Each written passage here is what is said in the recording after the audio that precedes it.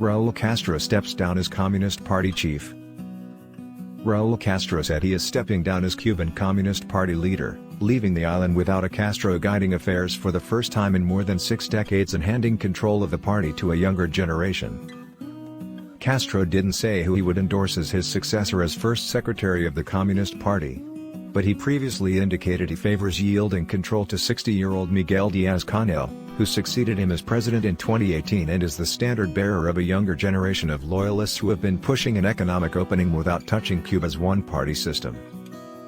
Castro's retirement ends an era of formal leadership that began with his brother Fidel and country's 1959 revolution. The transition comes at a difficult time for Cuba, with many on the island anxious about what lies ahead.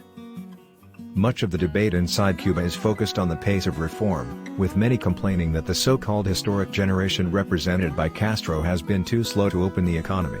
In January, Díaz-Canel finally pulled the trigger on a plan approved 2 Congresses ago to unify the island's dual currency system, giving rise to fears of inflation. He also threw the doors open to a broader range of private enterprise, a category long banned or tightly restricted, permitting Cubans to legally operate many sorts of self-run businesses from their homes.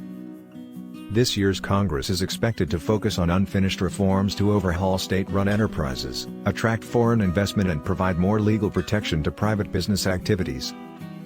The Communist Party is made up of 700,000 activists and is tasked in Cuba's constitution with directing the affairs of the nation and society. Fidel Castro, who led the revolution that drove dictator Fulgencio Batista from power in 1959, formally became head of the party in 1965. About 4 years after officially embracing socialism. He quickly absorbed the old party under his control and was the country's unquestioned leader until falling ill in 2006 and in 2008 handing over the presidency to his younger brother Raul, who had fought alongside him during the revolution. For most of his life, Raul played second string to his brother Fidel, first as a guerrilla commander, later as a senior figure in their socialist government. But for the past decade, it's Raul who has been the face of communist Cuba and its defiance of U.S. efforts to oust its socialist system.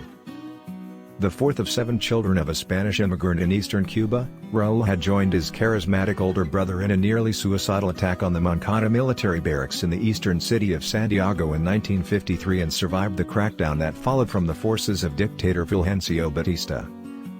He led a major front in the ensuing guerrilla war led by Fidel that toppled Batista. And he served for the following generation or two as head of the armed forces.